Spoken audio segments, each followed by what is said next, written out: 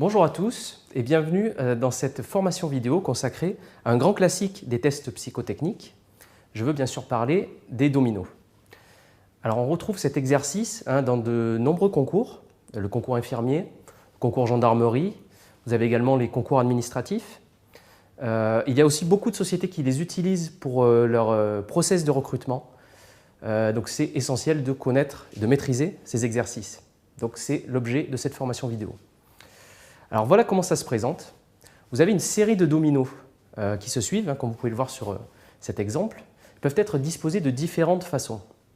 Plusieurs approches en fonction des tests. Donc vous pouvez les avoir en ligne, vous pouvez les avoir également en colonne ou encore en spirale.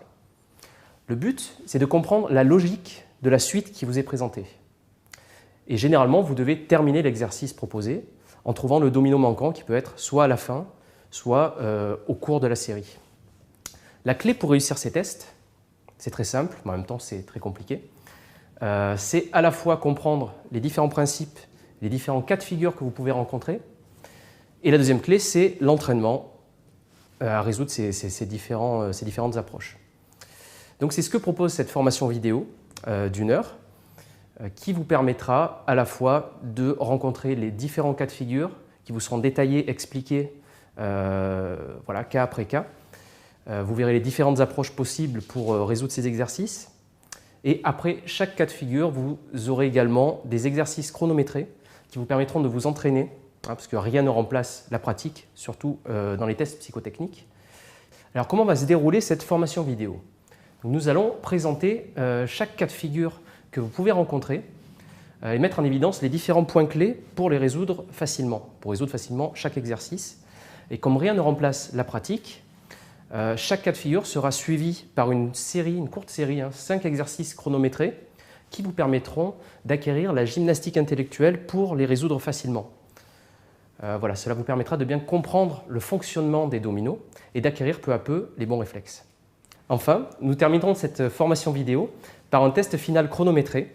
Donc vous aurez plus de temps cette fois-ci afin de résoudre ces exercices. Par contre, nous mélangerons toutes les notions que nous avons vues auparavant, donc ce sera beaucoup plus difficile et beaucoup plus proche des conditions réelles que vous pourrez rencontrer en examen.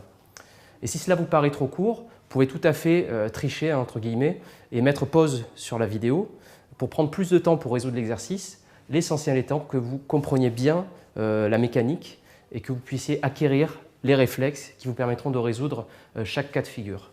Et vous entraîner également donc, sur cet examen final vous permettra également de voir si vous avez des faiblesses sur tel ou tel cas de figure et d'y revenir par la suite dans la formation vidéo. Si vous êtes prêts, munissez-vous d'un stylo et de quoi écrire bien sûr et démarrez tout de suite cette formation « Maîtriser les dominos ». Pour plus de simplicité et vous permettre de vraiment comprendre les mécanismes qui régissent les dominos, nous avons choisi de présenter les exercices en ligne. Les dominos seront alignés. Mais gardez à l'esprit que les mêmes principes seront valables si vous vous trouvez confronté à un cas de domino en colonne ou un cas de domino en spirale, ou même en croix. Il y a vraiment plusieurs cas de figure. Ce seront les mêmes mécanismes qui seront mis en œuvre. Donc, il faut savoir qu'il y a 2 principes de résolution de tests des dominos. Vous avez la résolution par une approche arithmétique basique, ça va être des opérations entre dominos, ou ça peut être justement des calculs entre le nombre de points de domino, ou également sur le sens de lecture. Et puis vous avez une deuxième approche qui va être une approche visuelle, où là ça va être beaucoup plus proche des tests d'attention visuelle, où vous verrez par exemple qu'il y a une symétrie dans les dominos, ça vous aidera à résoudre le problème, et pourquoi pas une similarité également avec des dominos qui se répètent. Nous verrons cela dans un second temps. Approche arithmétique, donc c'est la première des 2 approches pour résoudre les dominos. Nous avons le premier cas de figure, donc, qui est la progression simple ou croisée. C'est le cas de figure le plus facile. Comme vous le voyez sur cette illustration, les valeurs de chaque moitié de domino augmentent ou diminuent. Par exemple, progression de +1 en haut et de +1 en bas, ou encore progression de -2 en haut et de -2 en bas, etc. Vous voyez que c'est une progression qui est la même pour les 2 moitiés de domino. Attention, la progression des valeurs en haut et en bas de chaque domino peut être différente. On parle alors de progression croisée. sur cet exemple, on peut avoir, par exemple, plus 1 en haut et plus 2 en bas, ou même moins 1 en haut et plus 1 en bas. C'est pour cette raison qu'il faut bien séparer les moitiés de domino entre elles, les considérer comme deux parties indépendantes, puisque voilà, différentes règles peuvent régir leur fonctionnement. Point important également, lorsqu'on travaille avec les dominos, et c'est un point fondamental, il faut raisonner en termes de cycle, de 0 à 6 points. Par exemple, dans une progression de type plus 2, le chiffre qui suit logiquement 5 sera 0, comme vous pouvez le voir sur cette progression. De plus, il faut toujours considérer de façon indépendante chaque domino, on l'a vu précédemment, c'est très important de ne pas les voir comme un tout. Chaque domino, c'est deux moitiés en fait. Voilà, c'est vraiment une clé pour comprendre l'évolution des valeurs. Passons tout de suite à notre première série d'exercices pour vous familiariser avec les progressions simples. Allez, on commence en douceur. Vous avez quelques secondes pour résoudre chaque exercice. C'est à vous.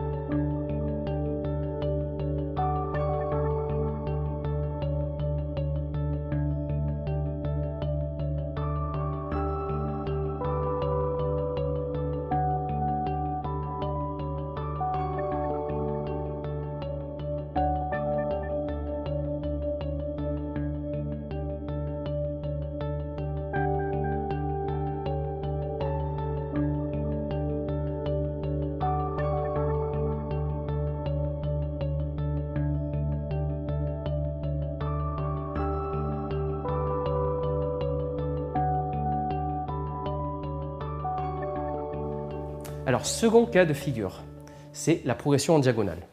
Donc c'est un peu plus délicat à aborder, mais le principe reste le même. Comme vous le voyez sur cet exemple, c'est le sens de lecture qui va être différent. À savoir en diagonale, ou en dents de scie si vous préférez. Nous avons par exemple ici une progression en diagonale, plus 1, plus 1. Voilà, les valeurs évoluent comme vous le voyez. Il faut être très attentif parce que c'est une autre approche des progressions simples.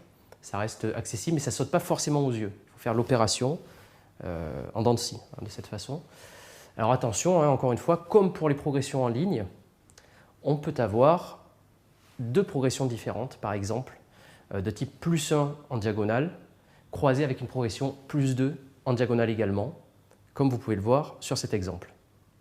Voilà, j'espère que je ne vous ai pas trop embrouillé avec toutes ces histoires de progression en ligne, en diagonale. De toute façon, il n'y a que l'entraînement qui pourra vous permettre vraiment de vous perfectionner et d'acquérir ces réflexes.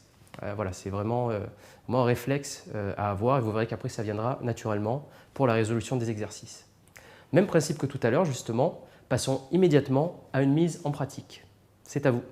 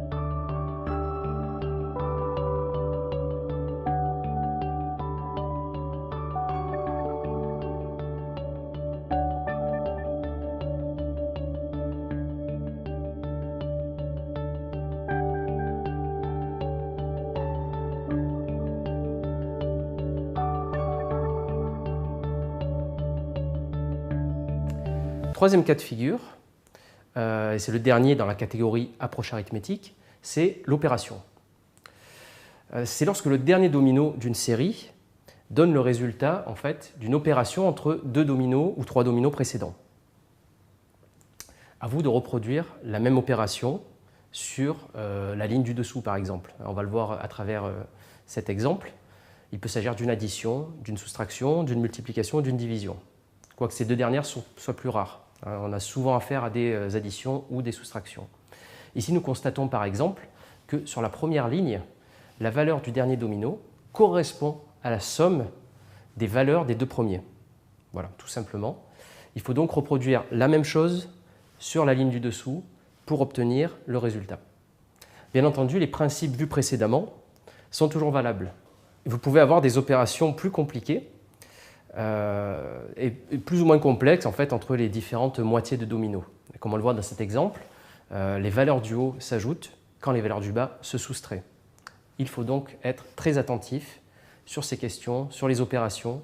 Encore une fois, ça ne saute pas aussi facilement aux yeux que d'autres cas de figure. Mais de toute façon, vous l'aurez compris, c'est lors de la pratique. Alors c'est à vous de résoudre ces petits exercices.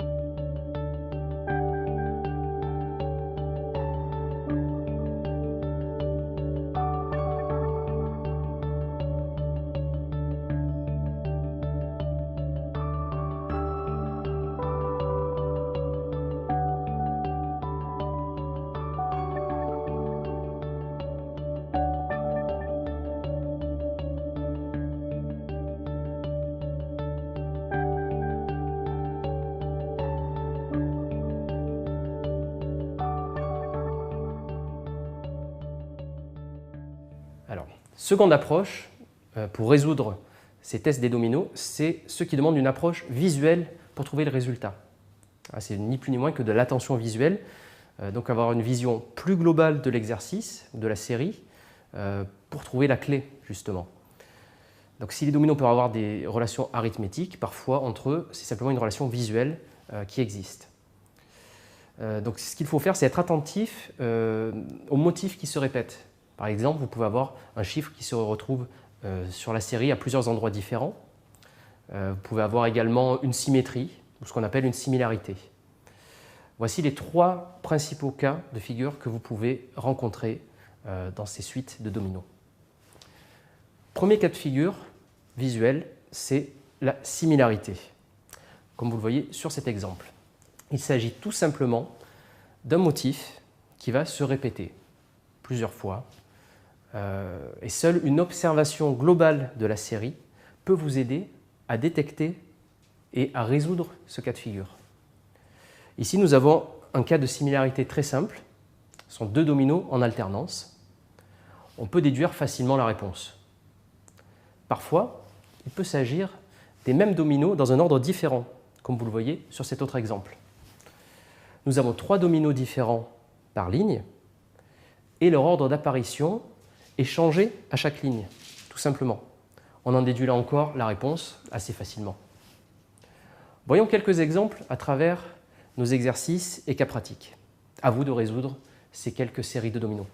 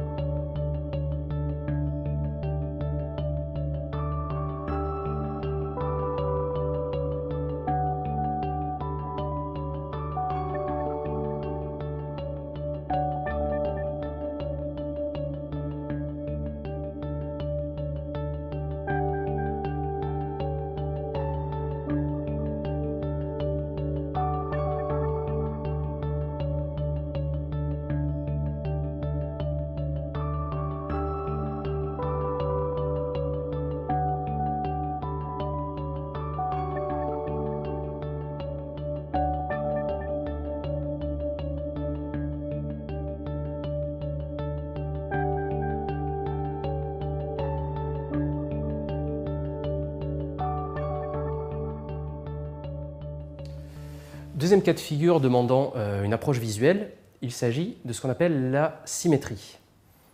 Comme vous pouvez le voir sur cette figure, elle peut être très facile à détecter avec ce qu'on peut appeler un effet miroir. Donc ça saute aux yeux généralement.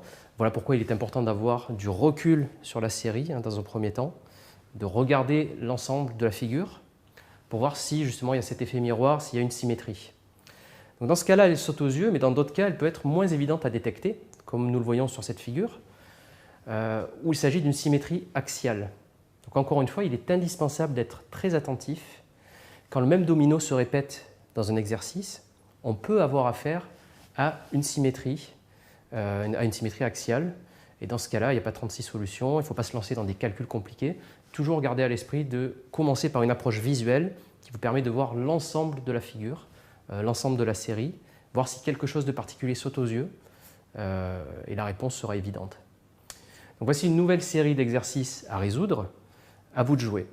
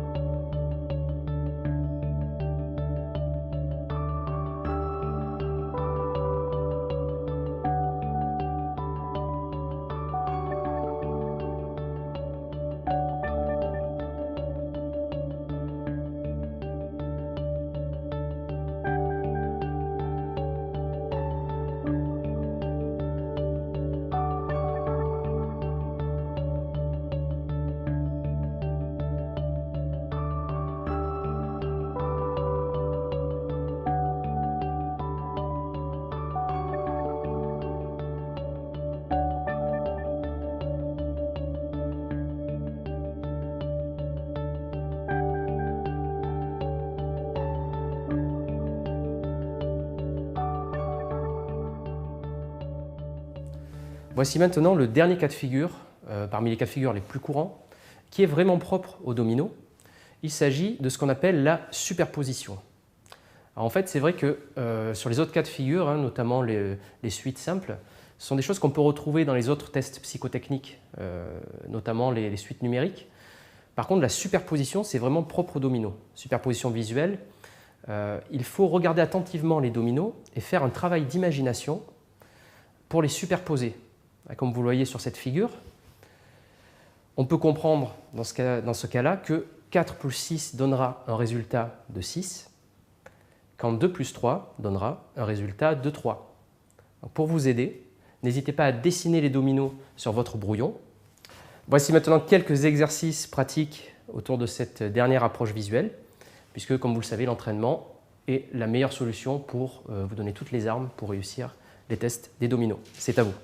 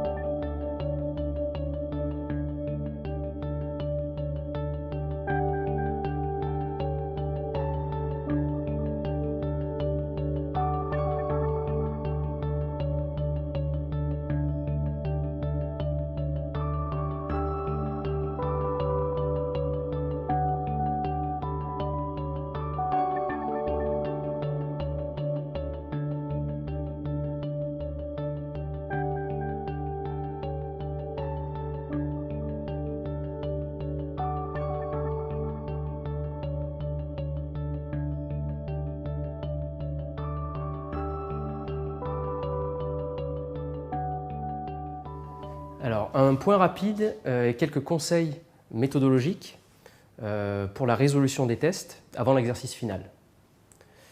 Donc nous allons revoir rapidement les différents cas de figure qu'on peut rencontrer. Donc gardez bien à l'esprit, vous avez l'approche arithmétique simple, l'approche visuelle.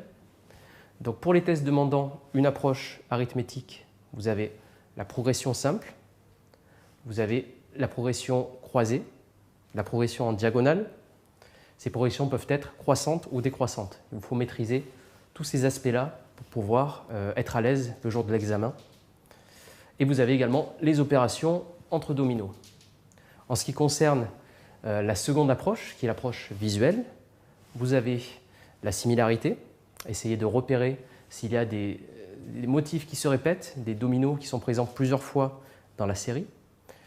Et vous avez la symétrie qui peut être centrale ou axiale. Et dernier cas de figure, la superposition visuelle. Voilà, donc soyez très très attentifs. Dès que vous avez le nez devant une série, le nez sur votre copie, voilà, vous êtes dans la salle d'examen, vous regardez les dominos, essayez de voir si quelque chose vous saute aux yeux. Commencez toujours par l'approche visuelle. Ce sera un gain de temps justement avant de vous lancer dans des opérations compliquées. Le second conseil qui est important, c'est bien sûr d'avoir un brouillon et de travailler sur le brouillon, de dessiner les dominos également. Ça c'est essentiel parce que ça vous permettra de résoudre les cas de superposition visuelle notamment, pour pouvoir voilà, éviter de faire ce travail d'imagination sera simplifié si vous avez les dominos sous les yeux. Dessinez-les bien sûr avec le 0,0 au milieu. Ça vous permettra également de réfléchir en termes de cycle, de compter plus facilement. Il est important également de déterminer rapidement le type de relation qui vous permettra de résoudre le problème qui vous est posé. Est-ce qu'il s'agit d'une approche arithmétique simple ou d'une approche visuelle qui vous aidera justement à trouver le résultat. Donc voilà, essayez de repérer immédiatement s'il y a une symétrie, s'il y a quelque chose de visuel, vraiment, vérifiez toutes les hypothèses visuelles avant d'envisager les hypothèses de calcul, parce qu'elles sont beaucoup plus chronophages, même si c'est vite fait, hein, ça va de 0 à 6, vous pouvez quand même perdre pas mal de temps en ayant ces approches arithmétiques. Donc faites les visuels en premier et procédez par élimination. Commencez par voir toutes les hypothèses visuelles, les 3 qu'on a vues. Si aucune ne colle, dans ce cas-là, vous passez au calcul en commençant par le plus simple et en allant crescendo dans la difficulté, dans la complexité. Donc, vous commencez par les progressions simples. Vous regardez ensuite s'il y a une progression croisée, par exemple, ou s'il y a une progression en diagonale. Si ce n'est pas le cas, vous passez aux opérations, etc. Vérifiez toutes les hypothèses, sachant que généralement, les plus simples sont au début, hein, au début des tests. Vous avez généralement une approche plus simple, et puis ça se complexifie au fur et à mesure. Voilà les conseils que je peux vous donner justement pour résoudre facilement ces tests des dominos. Nous allons maintenant passer à une série plus longue qui va mélanger toutes les notions qu'on a vues. Ça va être plus compliqué parce que voilà, vous n'aurez pas l'indice suivant s'il s'agit déjà d'une approche visuelle ou d'une approche arithmétique. Donc vous serez plus proche des conditions d'examen. C'est encore une fois chronométré, même si on vous laissera plus de temps. Si vraiment vous ne trouvez pas la résolution d'un problème, dans ce cas-là, vous pouvez très bien mettre sur pause, prendre un petit peu plus de temps pour réfléchir, mais essayez de ne pas faire l'impasse. De toute façon, vous aurez la solution à chaque fois, au fur et à mesure, après chaque exercice, et vous pourrez voir s'il y a donc certaines configurations dans lesquelles vous êtes moins à l'aise, si par exemple les opérations vous posent problème, et vous pourrez travailler spécifiquement sur ces cas de figure. Voilà, je vous ai tout dit, donc c'est à vous pour l'examen final. Bonne chance et bon courage.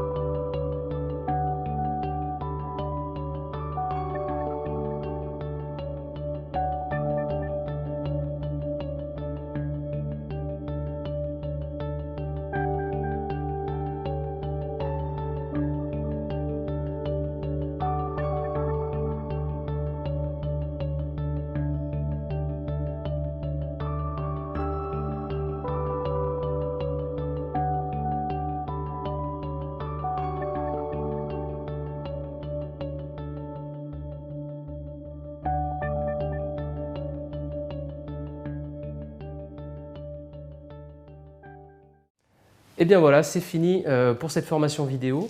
J'espère que vous avez réussi les tests. Si ce n'est pas le cas, ce qui est très important, c'est de continuer l'entraînement et surtout de repérer sur quel cas de figure vous avez bloqué le plus pour pouvoir vous perfectionner.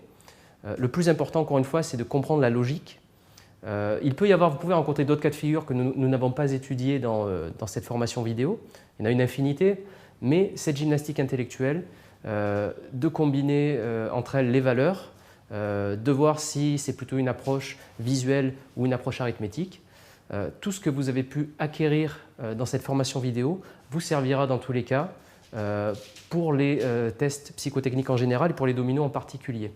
J'espère que cette vidéo vous aura été utile et vous aura permis de vous préparer aux tests psychotechniques et aux dominos en particulier. Et je vous souhaite bonne chance pour vos examens futurs et à bientôt.